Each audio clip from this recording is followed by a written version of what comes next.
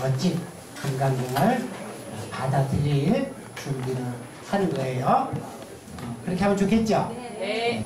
이 식순에 의해서 신경 많이 썼습니다. 식순에 의해서 한번 해보고요. 언제든지 여러분 불평 불만 있으시면은 그 마음을 부처님께 다 올려버리고요. 그래도 속이 시원치 않은 분은 전화를 주세요. 첫 마음은 부처님께 올려드리고 그래도 풀리지 않은 마음이 있으면은 가지고 오세요. 여기서 함께 풀어가도록 하겠습니다. 그러면은 우리가 금강경을 처음부터 12분까지 목탁에 맞춰서 큰 소리로 독송을 할 거예요. 어떤 마음으로 독송을 하냐 하니까 여러분 해보세요. 소리가 나면은 그 소리가 다시 귀로 들어가죠. 네. 그렇죠? 그래서 내 목소리가 어디서 나는지 바라보시고 이 소리가 어떻게 나가는지 어떻게 귀로 들어오는지 귀로 들어와서 또 내 마음이 어떤지 네? 지금 내 마음을 바로 보면서 큰 소리로 독송을 한번 해볼 거예요. 혼자 할 때는 웅얼웅얼 했지만은 전체가 모이기 때문에 웅얼웅얼 혼자 하는 게 아니고 좀 빨리 목탁에 맞춰서 시작하도록 하겠습니다. 5시 반에 딱 5시 반이 되면은 금강경 독송을 하고 이게 한 10분에서 12분 정도 소요가 될 것 같습니다. 한글로도 해볼 거예요. 오늘은 토가 달려있는 한자로 같이 하도록 하겠습니다. 반갑습니다. 오늘 법사님에 대한 이력을 잠깐 저희들 영상으로 PPT 준비한 걸 보고 다음 법을 청하겠습니다. 네, 저희 법사님은 서울대 공학대학 금속학과를 학과에서 금속학을 전공하셨고 고려대학원 화학과 석박사 과정에서 의학박사를 하셨습니다. 그리고 홍익대 제로공학부 교수님으로 30여 년간 역임하셨고 현재는 사회복지법인 바른법 연구원 대표이사로 계시면서 생활 속의 금강경에 관한 많은 저서를 내셨습니다. 마음은 이대로 어디를 향하고 있는가? 우리 백성옥 박사님의 내용을 그대로 공부하신 내용을 옮겨놓은 부분도 있고 그대로 저서 하셨습니다. 그리고 누구나 읽을 수 있는 금강경 해설집이 나와 있고 크리스찬과 함께 읽을 수 있는 금강경 책도 나와 있습니다. 여러분들 기회가 되시면 책을 보실 수 있도록 해주시기 바랍니다. 네, 안녕하십니까.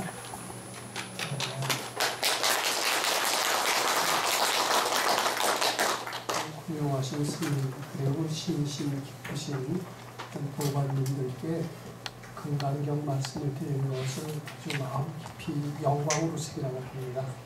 그리고 이 금강경 강의를 들으신 뒤에 부처님께 더욱 신심발심하셔서 새로운 글자로 태어나기를 강력히 기원을 한번 해봅니다. 그런 영광된 마음과 기원을 하는 그 마음을 가지고 오늘 3번째 시간을 시작하겠습니다. 우선 윤문을 받으셨는지 모르겠습니다만 요 법문을 말씀드리기 전에 금년 1학기의 특강 이 강의 계획을 좀 말씀드리도록 하겠습니다. 1월 첫 주부터 시작을 했습니다만 3월까지는요 금강경 지금 해설을 해보도록 하겠습니다. 매주 월요일날. 근데 이 금강경 해설에 저 나름대로의 생각이 있습니다. 어떻게 강의를 해야 되느냐 이런 생각이 있습니다. 보통 사람들이 생각하는 금강경과요 제가 생각하는 금강경은 아마 좀 다를 것 같습니다. 저는 이제 제 저자 소개를 오늘은 좀 해달라고 부탁을 드렸고 저자 소개 중에서도 뭐 학력이니 이력이니 이런 것은 저는 소개해드리기 원하지 않습니다. 제가 꼭 소개받기를 원했던 것은 저를 가르쳐 주신 스승에 대한 소개가 꼭 필요하다라고 생각을 하고, 제가 말씀드리는 금강경은 오로지 그분으로부터 전수받은 겁니다. 제 머릿속에서 나온 게 아니에요. 제가 첫 번째 시간에 제 스승에 대한 말씀을 상당히 길게 드린 적이 있었습니다. 그분의 가르침으로 저는 새로 태어났습니다. 4년간 출가를 했습니다. 부모의 정을 다 끊고요. 조태는 대학에 모든 명예를 다 던지고요. 아주 힘든 목장 일을 하면서 새롭게 불법을 배웠습니다. 그리고 새롭게 불법을 깨쳤다라고 생각을 합니다. 그래서 제가 말씀드리는 금강경은 오로지 그분의 가르침에서 나왔습니다. 근데 그분은 너무나도 훌륭하신 분이었어요. 그래서 그분에 대한 소개가 꼭 있었으면 좋겠는데 제가 틈틈이 그분에 대한 소개를 말씀드리고 합니다. 그분의 말씀에 의한다라면 금강경은 곧 부처님입니다. 이 금강경 해설은 바로 부처님의 사상을 전하는 것이나 똑같은데, 이 금강경을 우리가 아주 즐겁게 이해하고 실천한다라면 우리의 삶이 근본적으로 변할 수 있다라고 이렇게 생각을 합니다. 또 거기에 걸맞는 해설을 해야 된다라고 생각합니다. 그런데 어떻게 하면은 이 금강경과 우리가 하나가 되고, 우리가 하나가 된다라는 것은 부처님 세계로 우리가 들어가는 것이나 다름이 없습니다. 부처님과 하나가 된다는 거나 다름이 없습니다. 어떻게 하면 부처님 세계로 우리가 들어가며 부처님과 하나가 될까? 이것을 제가 참 많이 생각을 했습니다. 그러려면은 거기에 또 걸맞는 해설을 하려면은 이 금강경 공부가요, 해도 좋고 안 해도 좋은 공부라는 생각을 해서는 안 됩니다. 우리 흔히 생각에 세상에 해야 될 공부가 너무나 많다라고 생각합니다. 학생들한테 다 물어보면은 대학, 우선 중고등학생한테 얘기한다면 대학 입시를 위한 공부가 가장 필요한 공부라고 생각합니다. 또 대학생들한테는 자기 전공 공부가 가장 필요하다라고 생각합니다. 그런데 저는 금강경을 공부를 하면서 이 승속을 막론하고 세상에 어떤 사람한테도 가장 필요한 공부가 있다면 그걸 하나를 딱 고른다라면 저는 금강경이다라고 말씀드리고 싶습니다. 또 이 금강경 공부가 우리한테 이렇게 필요하다, 꼭 필요하다, 생명과 같이 필요하다라고 느낄 때라야만이 금강경 공부를 열심히 할 수가 있어요. 그렇지 않다라면은요, 이런 데 나와서 열심히 없어요. 아마 저는 이 금강경 공부가 우리 생활에 꼭 필요하다라는 말씀으로 이것을 강의할 겁니다. 그럼으로써 여러분들에게 금강경을 재미있게 하고 그리고 즐겁게 하도록 그렇게 마음을 내는 겁니다. 그런데 그리고요, 꼭 필요하다라고 해야 됩니다. 제가 대학에서 강의를 여러 해 한 적이 있습니다. 공과대학 강의를 했습니다.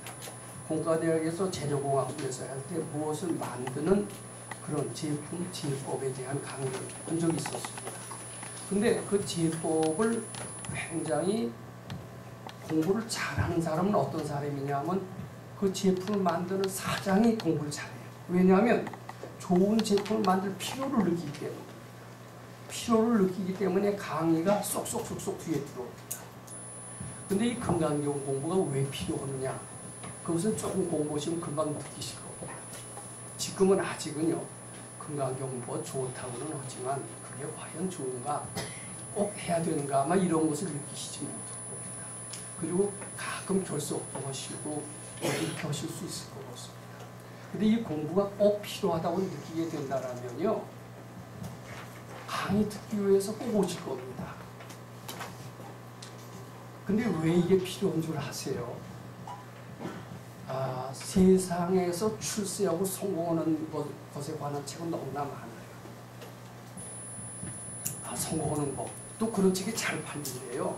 그래서 출판사들이 얼마 전부터는 뭐 어떻게 하면 성공한다, 뭐 마음을 움직이면 어떻게 하면 성공한다, 이런 책들이 굉장히 많이 쏟아져 나왔습니다. 그런데 재앙을 소멸하는 데 대해서는 아무 데서도 출판하지 않습니다. 모르기 때문입니다. 근데 금강경이 왜 필요한 거고 봤더니 주의 모든 재앙을 소멸시키는 가르침이 있어요. 제가 금강경 공부를 왜 하라고 말씀드리느냐, 왜 꼭 하라고 말씀드리느냐면 재앙을 소멸할 수 있기 때문에 아무리 성공해도 모릅니다. 한 번 재앙에 다 나가. 근데 재앙을 소멸하는 가르침 어디서 들어보신 적 있으십니까? 전 금강경이 있다라고 믿습니다. 금강경 공부하심으로써 재앙이 소멸될 뿐만 아니라 원하는 바를 이룩할 수가 있습니다. 좀 기복적인 말씀인 것지만은 기복이 아니라 이 금강경 원리에 의해서 재앙은 소멸이 되고 소원이 성취된다는 것을 믿으실 수가 있을 겁니다. 저는 그렇게 믿도록 강요하려고 합니다. 이렇게 그러면 이게 꼭 필요한 겁니다. 재앙 소멸하는 것 이상은 우리한테 필요한 게 없어요. 아무리 좋은 대학에 들어가면 뭐합니까? 아무리 좋은 직장에 들어가면 뭐합니까? 그래서 돈을 많이 벌면 뭐합니까? 한 방에 재앙에 다 날아갑니다. 죽음이 가장 큰 재앙입니다. 원래 생사해탈로에서 불교가 출현했듯이 재앙 소멸에 꼭 필요한 것이 금강경 가르침이다. 저 이렇게 말씀드리고자 합니다. 생활에 꼭 필요합니다. 그 다음에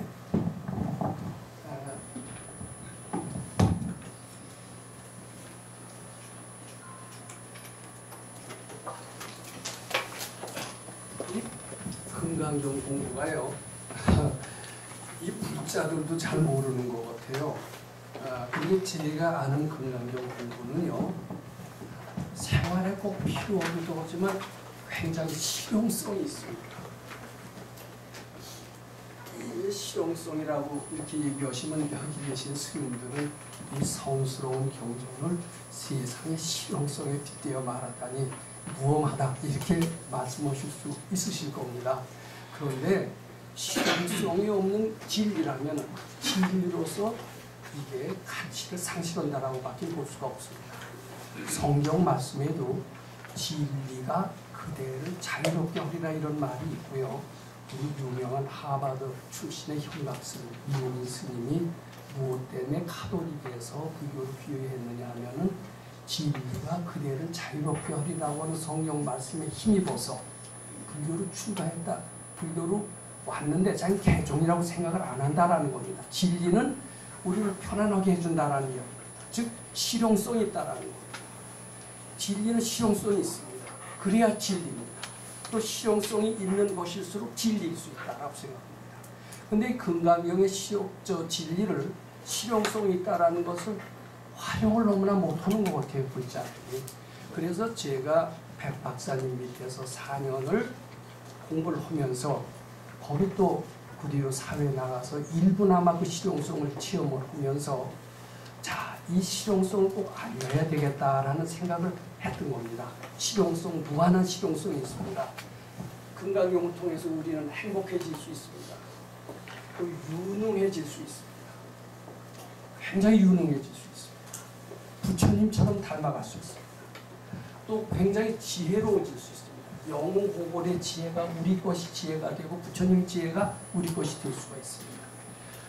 자, 실용성이 있다라고 믿는 순간 금강경에 재미를 붙일 수가 있습니다.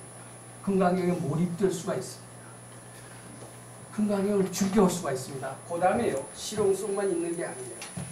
굉장히 중요한 게 있습니다. 당위성이 있어요. 당위성.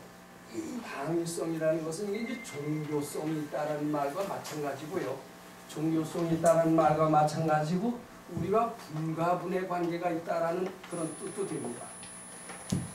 우리가 본래 부처이기 때문입니다. 그런데 이 금강경 공부를 한다라면은 이 금강경은 우리 해도 좋고 안 해도 좋은 이런 공부에서 점점 벗어나게 됩니다. 꼭 해야 됩니다. 바로 나와 둘이 아니기 때문입니다. 둘이가 체험이 됩니다. 그런데 이게 처음에 공부하실 때는요, 필요성으로 잘 실감이 안 나요. 그 다음에 실용성은 더더욱 실감이 안 납니다. 이 금강경이라는 게 뭐 구름 잡는 얘기가 없지, 이게 무슨 우리 실생활에 도움이 될까, 이런 느낌이 전혀 안 드는 겁니다. 저도 이제 막연하게 그런 데서 좋기는 좋고, 해능대사 말씀에 금강경 독성에서 속히 견성하도록 하라. 견성하는 데는 도움이 될지 모르지만, 보통하는 데는 도움이 될지 모르지만, 과연 우리 일상생활에 생활인들이 생활의 필요성에 대한 이 목마름에 대한 해답을 줄까? 여기에 대해서는 좀 궁금했었던 것 같습니다. 근데 건강경 공부하다 보니까요, 우리 재앙소멸하는 게 분명히 있고요. 손송처는 그런 가르침이 있어요. 그리고 실용성, 무한한 실용성이 있어요. 가장 큰 실용성이 있는 책이다. 저는 그렇게 말씀드립니다.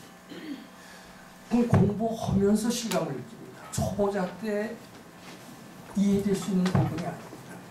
그리고 우리와 불가분의 관계가 있다. 우리는 무한한 능력을 할 수 있는 위대한 존재다. 제가 첫 시간에 우리는 시시각각으로 손성시를 하고 있다라는 말씀을 드릴 수 있습니다. 우리는 그처럼 부처님과 불이한 존재와 마찬가지다. 근데 처음엔 모릅니다. 근데 건강용 공부하면서 이 말씀에 대해서 좀 더 실감을 느끼게 되는 겁니다.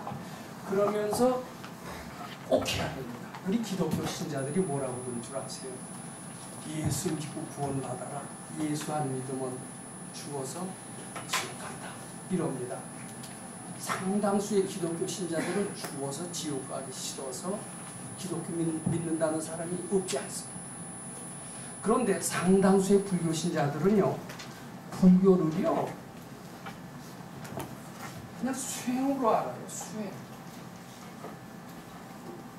또 철학으로 알아요. 이 수행은 어떻습니까? 하면 좋죠. 안 해도 괜찮아요. 안 하면 지옥 가지 않습니다. 그렇죠? 철학은 더 그래요. 철학하면 좀 고상하죠. 뭐 줏대가 있는 것 같고요. 점잖아 보입니다. 그렇다고 철학이 밥 먹여주니까 철학 안 해도 삽니다. 건강경을 비롯한 불교를 그렇게 알아요. 그러니까 불교 신자들이요, 매주 교회에 안 나가는 거예요. 근데 제가 아는 이 건강경, 제가 아는 불교는요, 꼭 해야 되는 당위성이 있어요. 이거 제대로 안 하면요, 죽어서 지옥 가요, 지옥 가. 사람 몸 못 받고요. 제가 공부를 해보면서 불교에 나오는 사람 몸 받기 어렵고, 불법 만나기 어렵고, 불법 만나서도 정법 만나기 어렵고, 이것을요, 그전에 몰랐어요. 몰랐다가 이것을 느끼게 되면서 또 재앙 소멸한다라는 것도 알게 되면서, 아, 이거는 정말 기독교 이상의 절대적인 종교성이구나, 이런 것을 느끼게 됐습니다. 근데 만약에요, 이렇게 필요성이 있고 실용성이 있고 당위성이 있다라는 것을 느낀다면 이거 꼭 할까요? 안 할까요?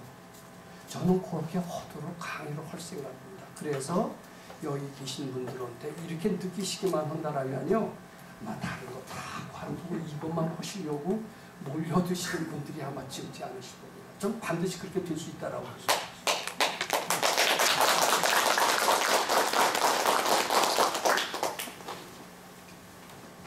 그래서 취미를 붙이고자 합니다. 저 처음에 여기 마가스님께서 이거 1년 과정을 거치면은 이거 건강경 포교사 자격증을 주신다, 이런 말씀을 하신 적이 있었습니다.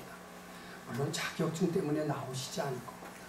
근데 강의를 잘 들으신다면요, 자격증 소리는 어느덧 잊어버리시고요, 이 건강경 굉장히 재밌어지실 것으로 그렇게 느껴집니다. 적어도 필요성, 실용성, 당성이 있고요. 이런 마음의 자세에서 출발한다면 재밌게 됩니다. 처음에 구름 잡는 소리를 먹고 뭔지 모르고 하도 깨치는 거 없고 이러다가도 점점 더 재밌어요. 근데 이게 재밌는 게 매우 필요합니다. 공자님 말씀을 하나 인용을 할게요. 논어 속에 이런 표현이 있습니다. 지지자는 려 오지자, 오지자는 려 낙지자, 낙지자는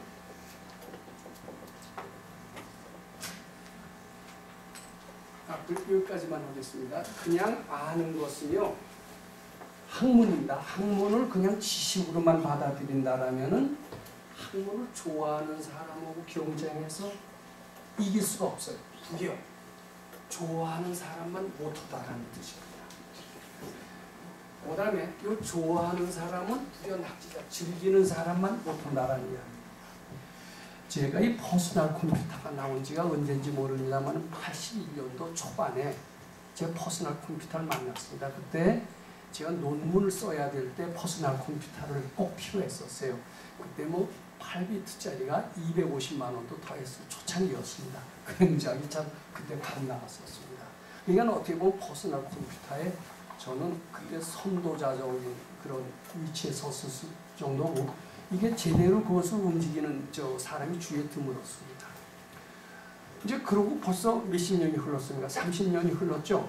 저는 이제는요, 컴퓨터에 대해서는 거의 컴맹 수준에 가까워요. 학생들한테 지금 물어봅니다. 그 왜 이렇게 제가 뒤떨어졌느냐?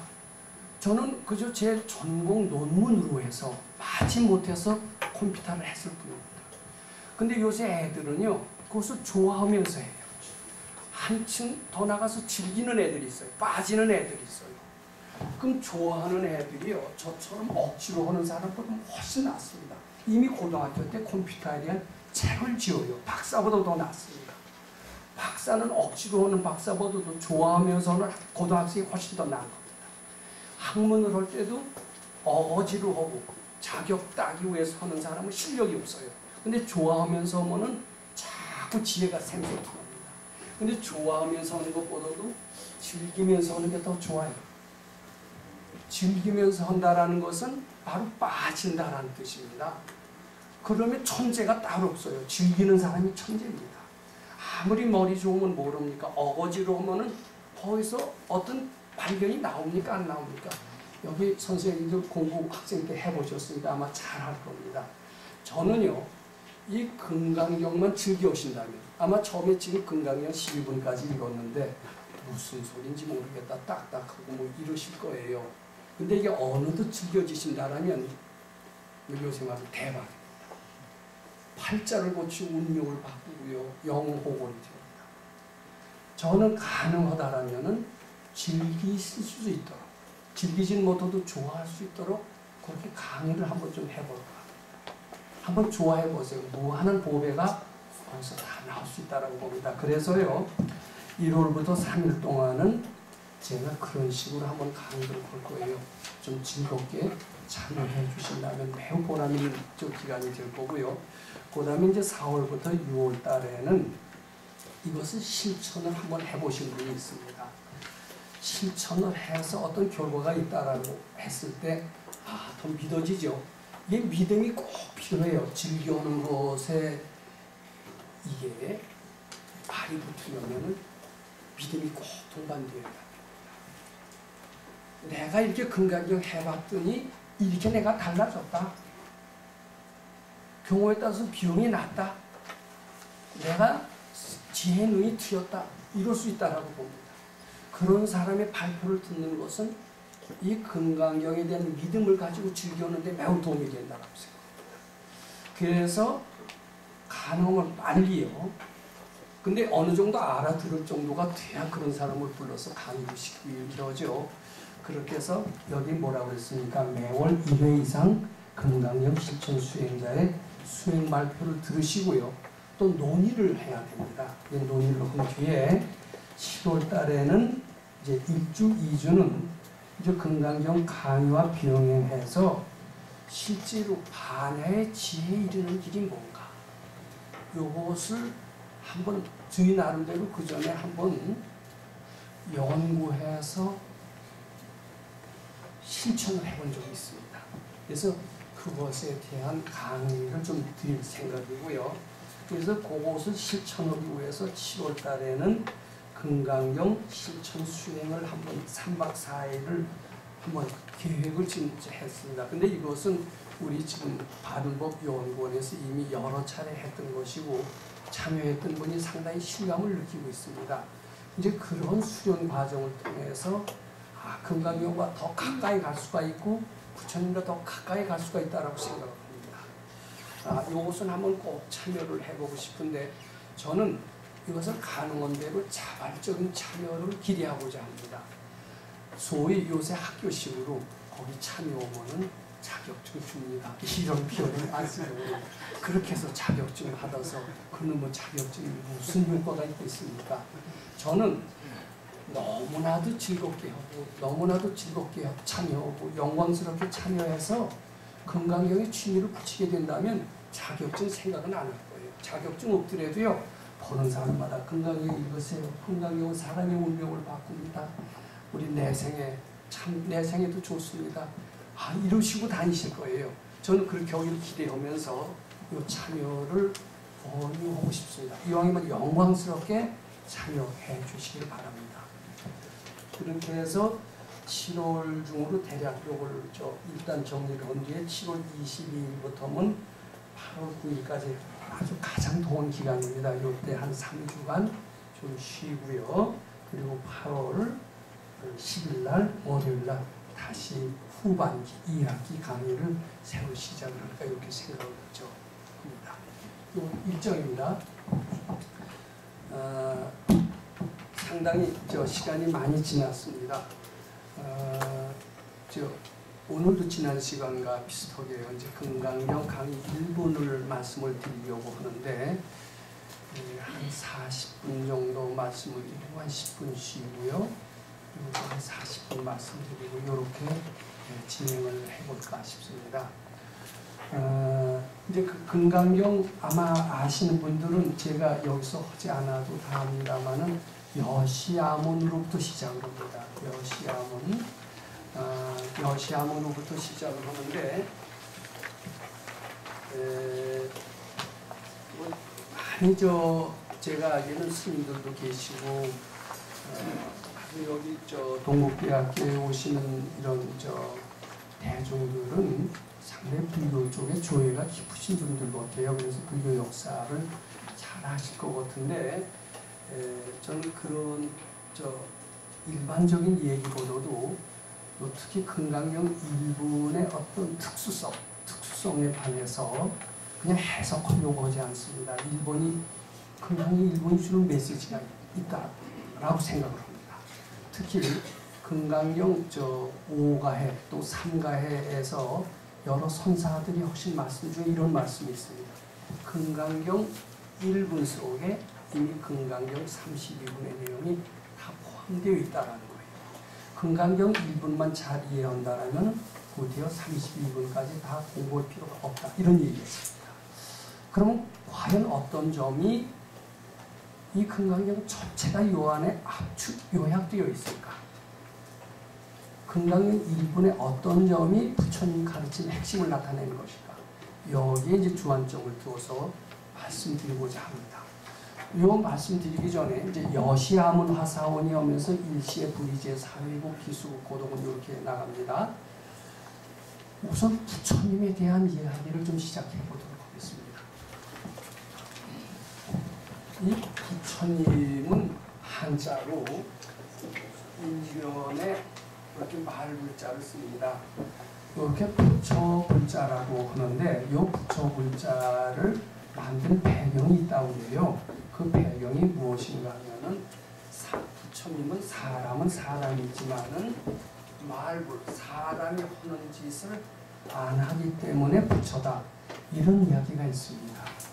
사람은 사람인데 보통 사람들이 하는 본능적인 행위를 안 한다는 분이에요. 본능을 떠난 그런 분이라는 겁니다. 본능이 뭡니까? 본능이 바로 탐진치입니다. 이 탐진치가 사람의 본능인데 이 본능인 탐진치 때문에 여러 고통이 오고 죄업이 오고 악도에 떨어지게 된다고 합니다. 또 이 탐진치의 본능을 해탈함으로써 평화가 오고 행복이 오고 지혜가 와서 열반의 세계에 간다라고 합니다. 말하자면 탐진치의 본능적인 요소를 해탈하신 분이 바로 부처님이다. 이렇게 얘기할 수가 있습니다.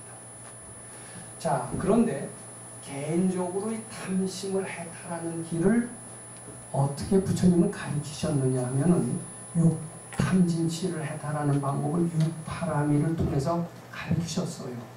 육파라미.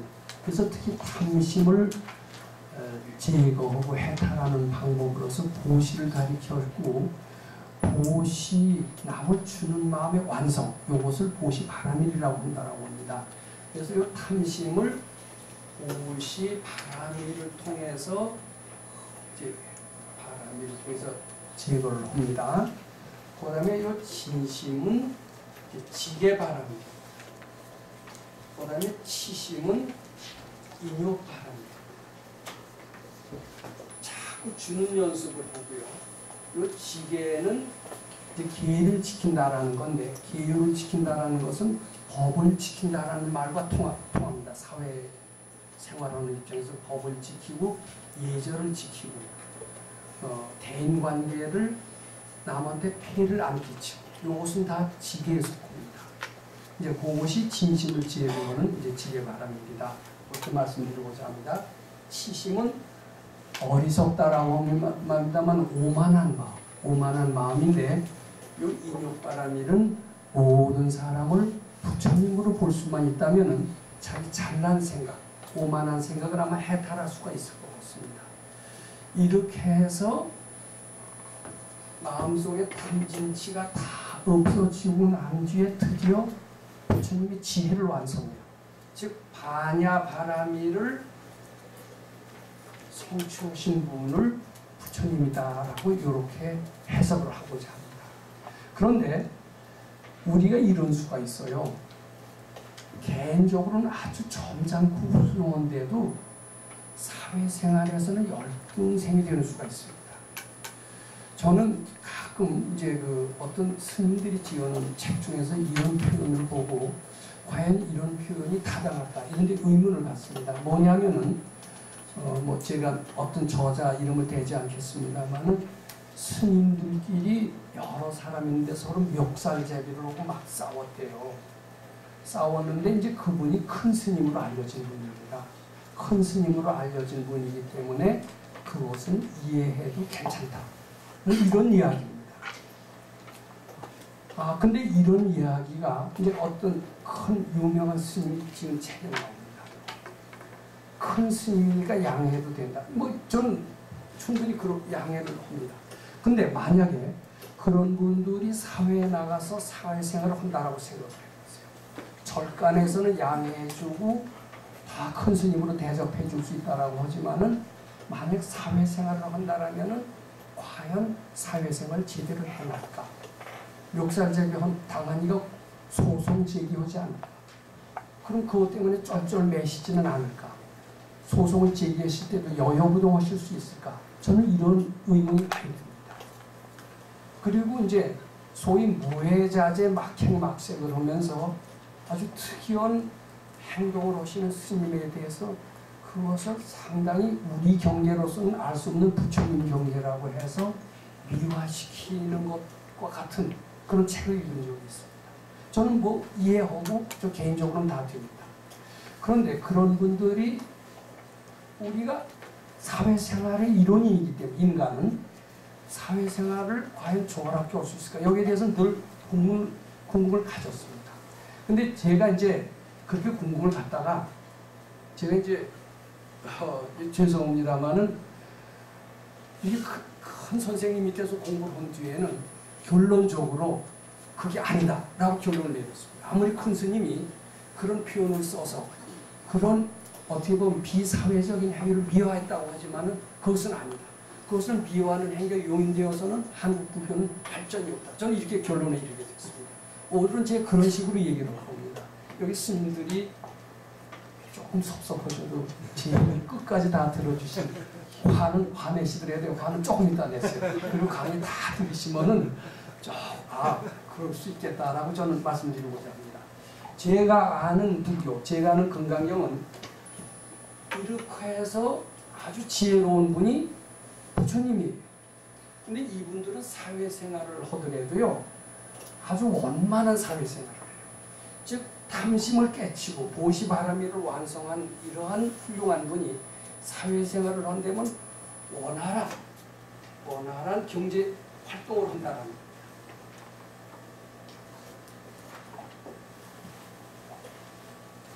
이게 남한테 주는 마음을 자꾸 연습해서 자꾸 주다 보면 자기는 거지가 된다라면은 이것은 거지가 돼서 거지도 걱정을 아랑곳하지 않고 이렇게 퍼주기만 한다.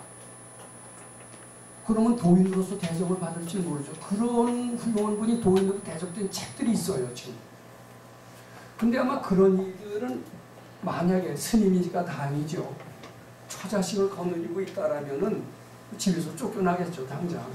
그리고 그런 사람이 뭐 맨날 굶어 죽이고요. 어디 가서 대접도 못 받아요. 이거 원만한 경제 활동을 할 수 없어요. 제가 결론적으로 말씀드린다면은 정말 올바른 독자라면은 개인적으로는 탐심도 깨치고 보시 바라는 일도 주는 마음도 완성을 하되 사회적으로는 원만한 경제 활동도 할 수 있어야 된다. 경제라는 것은 바로 탐심을 깨칠 때 유능한 경제 활동을 할 수 있다. 이렇게 이제 결론 짓고자 합니다. 그 설명은 지금 하지 않겠습니다. 그 다음에 진심을 깨치면 지게바람일이 되고 이것은 사회적으로 원활한 법률 생활을 합니다. 이 치심은 아주 원만한 정신생활을 합니다.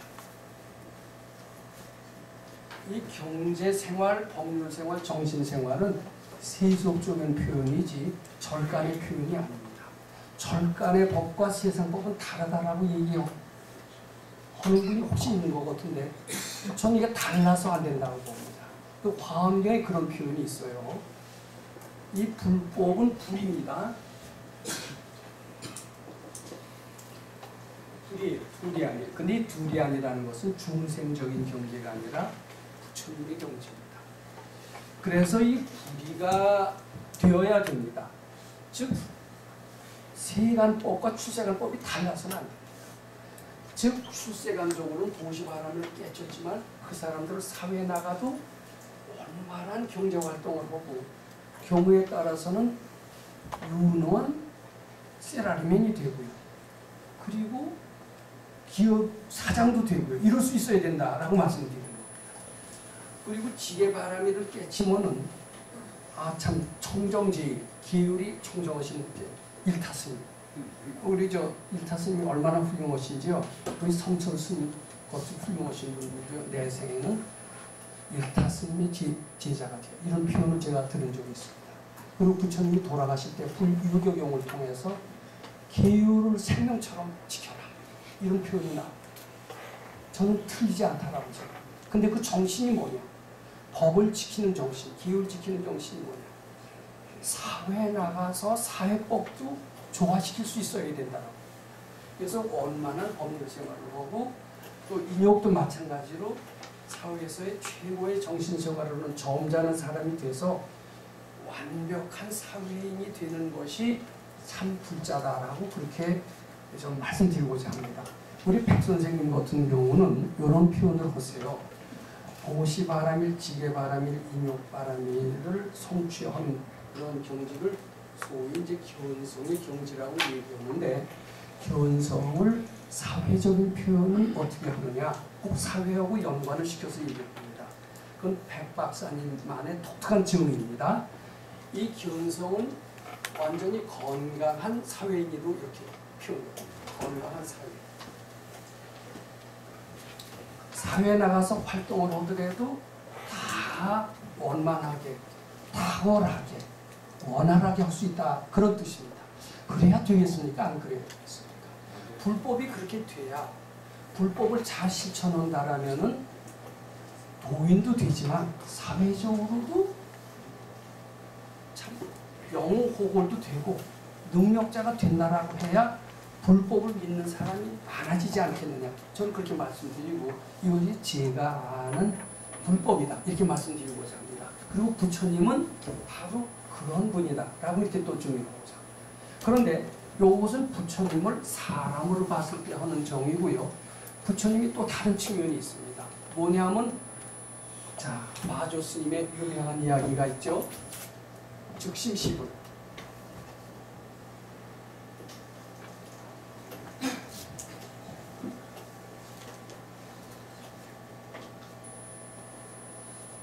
네 마음이 곧 부처다. 근데 제 마음을 아무리 튀었다고 봐도요 부처 같지가 않아요. 저는 한때 그 부처님의 일체 중생은 시류불성이라는 말을 너무나도 좋아했습니다. 참 이게 얼마나 대단한 말씀입니까? 모든 사람 속엔 다 부처의 성품이 있다. 그리고 마조스님 같으면 바로 네 마음속에 부처가 있다. 네 마음이 바로 부처다 이런 얘기를 했습니다. 근데 제 마음을 아무리 들여다봐도요. 그 말이 참 시원하고 좋기는 한데 그리고 나도 부처가 될 가능성이 있는 것 같은데 아무리 봐도 올라오는 게 안 좋은 것만 올라와요. 부끄럽게도 아무리 봐도 부처가 없어요.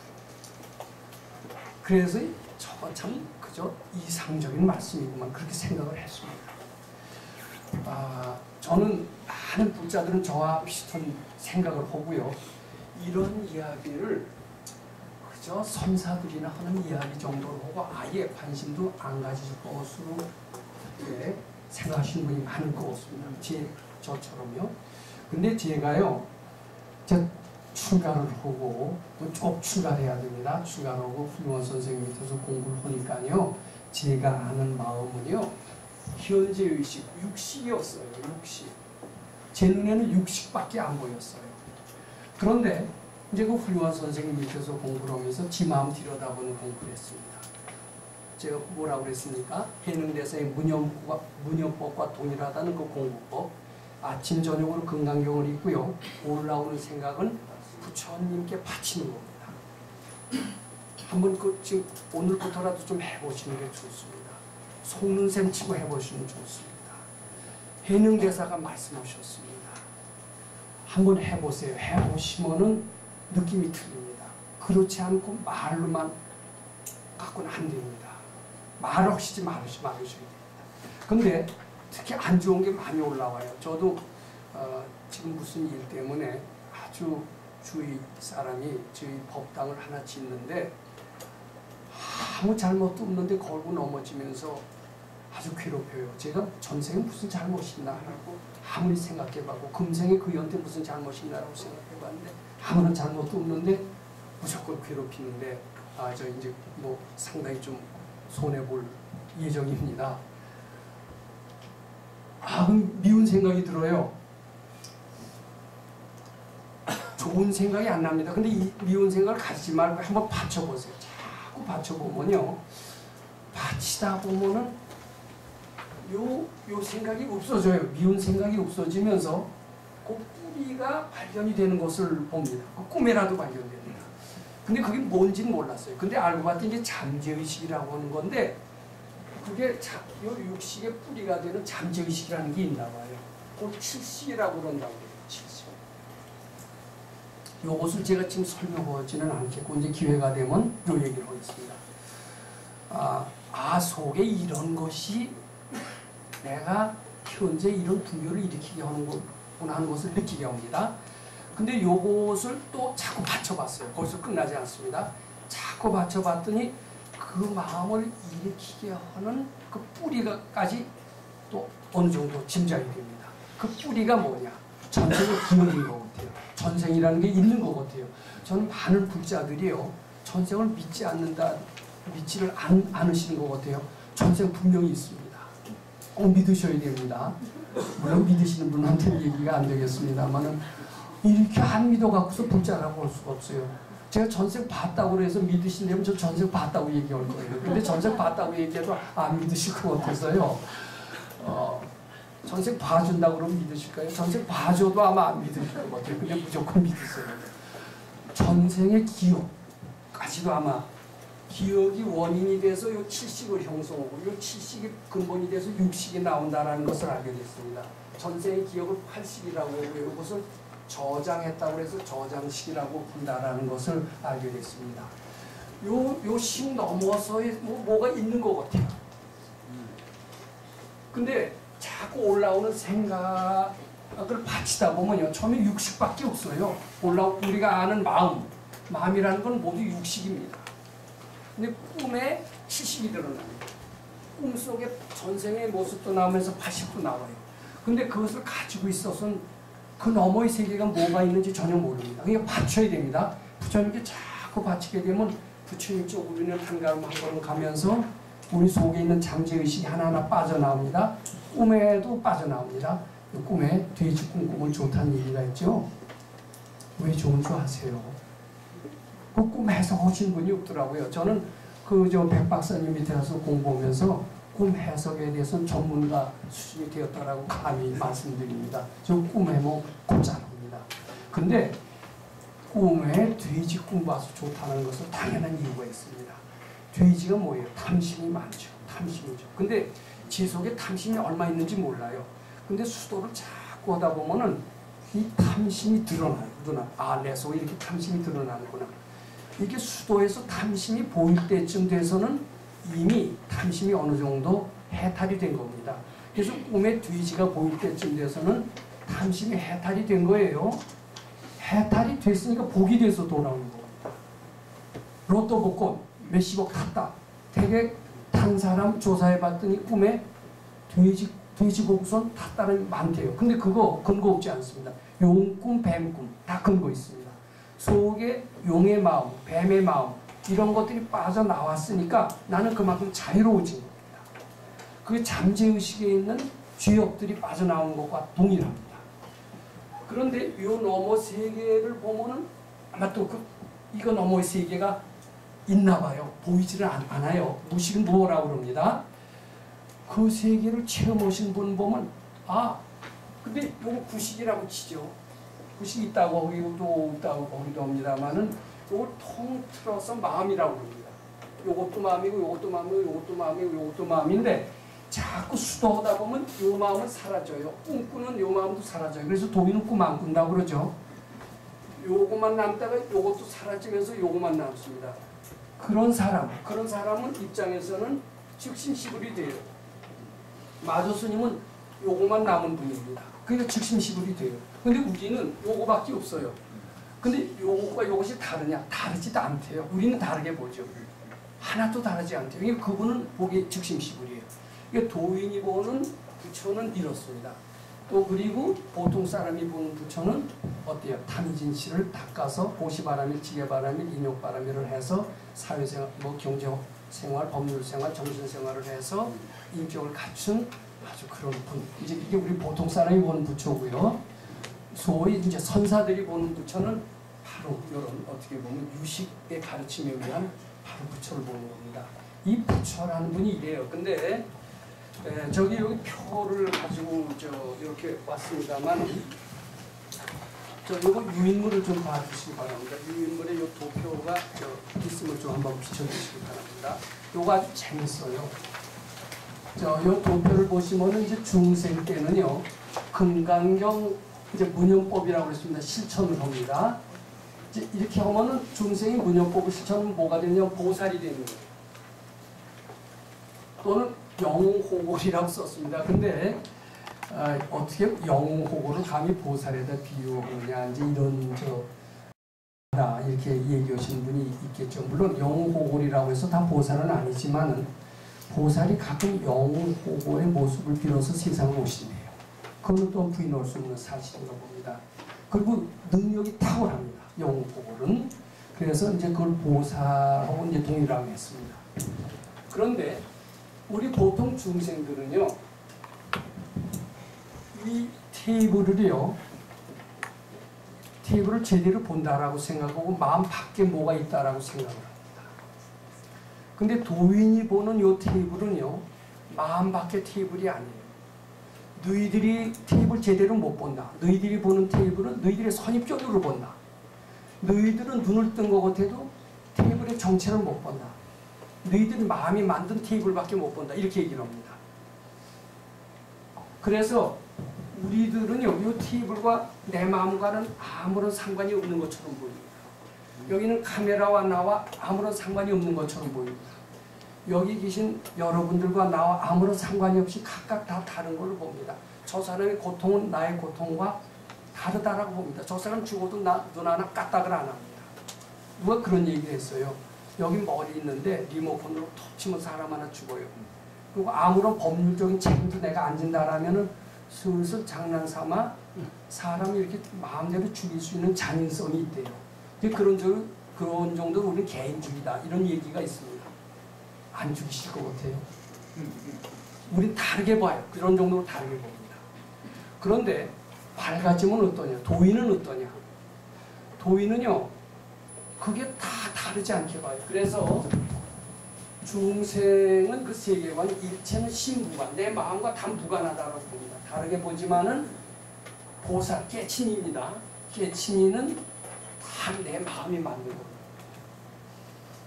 요거는 도인의 경지입니다. 일체유심전은 우리 범부의 경지가 아닙니다.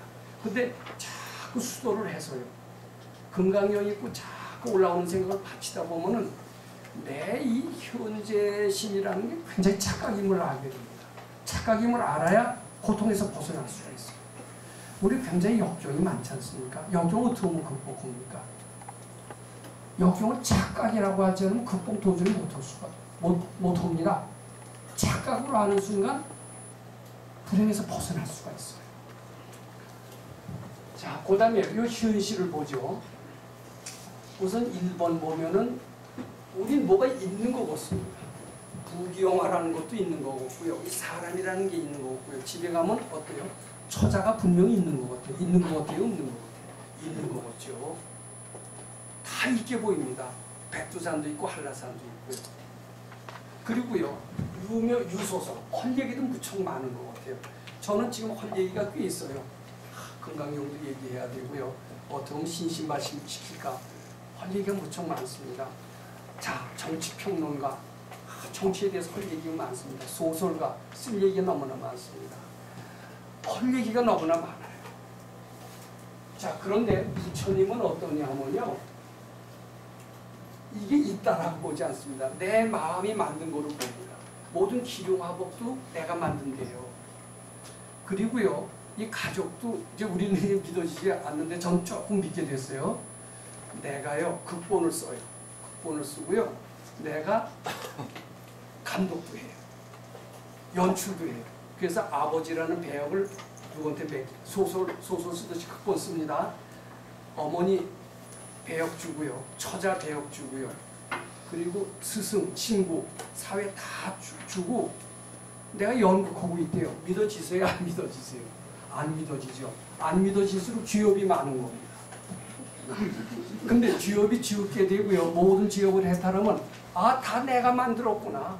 내가 만들고 그 속에서 괜히 연극인 줄 모르고 울고 불고 정말 생사가 있는 줄 알았구나. 이렇게 된대요. 그게 부처님 가르침이에요. 제 화엄경에 보면 시묘 공화사, 조종종 오음 보통 저 많이 외울 수가 있습니다. 근데 저도 안 믿었어요. 안 믿었는데요. 제가 그 실천을 해봐야 돼요. 제가 출가를 했을 때요. 제 집이 가난했어요. 가난해서 자, 이렇게 되면 또 시간을 그냥 하겠습니다. 그런데 제대하고 취직해서 이거 우리 집을 벌어먹여야 된다 한 판인데 싹 출가를 하고 가니까 우리 어머니가 얼마나 원통을 했어요. 백박사 뭐 예전에 동대 총장하고 장관했대는데 뭐 그 사람이 네 인생 책임져. 너 거기 가서 몇 년 있다고 뭐 네 팔자 고칠 줄 알아? 너 좋은 대학 나왔으니까 그거 살려야지 말이야. 그 시대에 뒤떨어지게 뭘 그러냐. 이러는 거예요. 그래도 저는 이제 왔어요. 근데 자주 찾아와서 하도 제 고집이 센 줄 아니까 가자고는 못하고요. 우는 거예요. 울어. 어떻게 해요 이거. 화낼 수도 없고요. 그래서 가슴이 아프죠. 얼마나 은혜를 받았어요. 우리 어머니가 나를 위해서 얼마나 고생했어요. 등록금 대주면서 하니까 내가 입장을 바꿔서 생각하더라도 나라는 존재는 굉장히 얄미웠을 거예요. 그래서 이제 그것을 이제 백 선생님께 얘기를 했더니 불쌍한 게 네 엄마가 불쌍하냐 네 마음이 불쌍하냐고 해요. 어떤 게 맞습니까? 여기서는 다 그럴 거예요. 엄마가 불쌍하지. 너는 거기 가서 좋은 선생님 모시고 공부 잘하고 말이야. 네가 뭘 불쌍하냐. 그게 엄마 마음이지 왜 내 마음이냐. 그러실 거예요. 저도 그랬어요. 근데 그게 네 마음이래요. 불쌍한 게 네 마음이래요. 불쌍한 거 자꾸 연습하면 어떠냐. 너희 어머니는 아무렇지도 않고 네가 불쌍한 존재가 된대요. 근데 안 믿었어요. 안 믿어져요. 근데 그걸 바치래요. 그래서 참 많은 눈물이 나왔습니다. 저 그 눈물 많이 쏟았어요. 자꾸 바치고 또 바치니까 우리 어머니는 나 없으면 죽는 줄 알았어요. 잘 굴러가던데요. 왜 이렇게 불쌍하게 생각할 때보다 더 잘 불러. 아, 이게 일체 유심조로구나. 이거 닦아봐야. 닦지 않은 사람 말하시지 마세요. 닦으면서요, 내 마음이 다 만드는 거죠. 그런 뒤에 어떻게 되는 줄 아세요? 안 입던 건강경 이거예요. 몸이 얼굴이 노랗고 약해졌던 분이 점점 더 건강해지는 거예요. 자, 이 수도의 보람을 느낍니다. 근데요, 이제 이렇게 되면은 다 나중에는 내가 주인이라는 것을 알게 된대요. 아, 이게 다 내가 꾸며는 극보내고 뭐 이거 다 내가 배우로 정해놓은 거고 이렇게 된다. 그러니까 내 마음대로 되는 것이지. 이제 이렇게 깨달아지면서 부처님 입장이 되면 무소설이 된대요. 무소설. 아무 할 말이 없어요. 우리는 할 말이 무척 많습니다. 근데 그분들은 올라오는 생각을 다 바치는 거예요.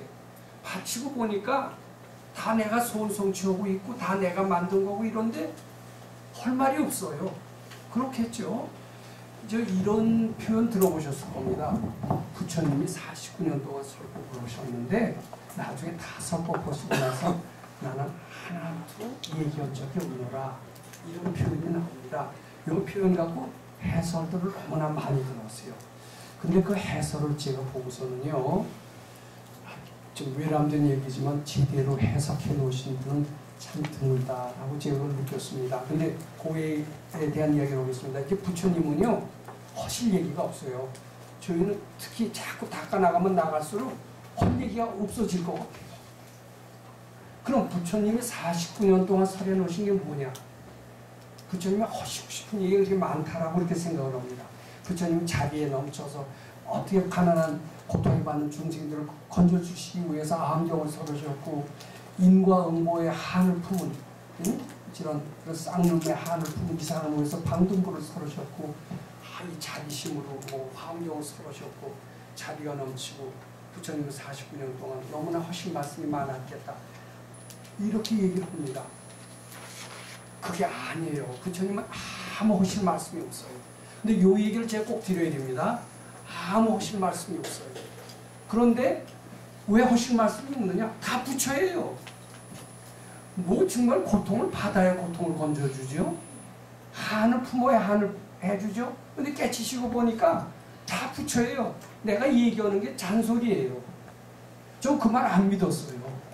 그냥 화엄경에서 화엄경이니까 그렇게 하시겠지. 고차원이니까 그렇게 하시겠지 그랬어요. 근데 이게 수도를 조금 해보니까요, 믿어져요. 다 부처처럼 보여요. 쟤도 아주 뭐 허물이 많이 보여서 보이는 건 다 허물이었어요.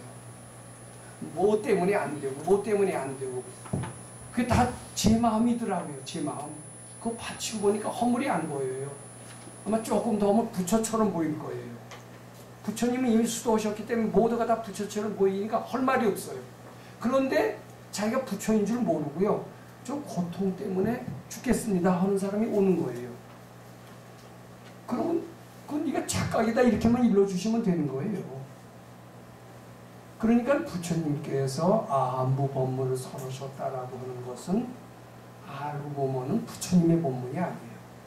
그 병든 사람이 와서 병들어서 죽겠다고 그러니까 그 사람이 알맞는 얘기만 했을 뿐이에요. 마치 거울 비치듯이 비치는 것이지 부처님이 뭐 하시고 싶은 얘기가 있어서 저희처럼 이렇게 마이크를 듣고 거품을 물면서 열심히 하실 말씀은 아무도 없었던 거예요. 그대로 비치는 겁니다.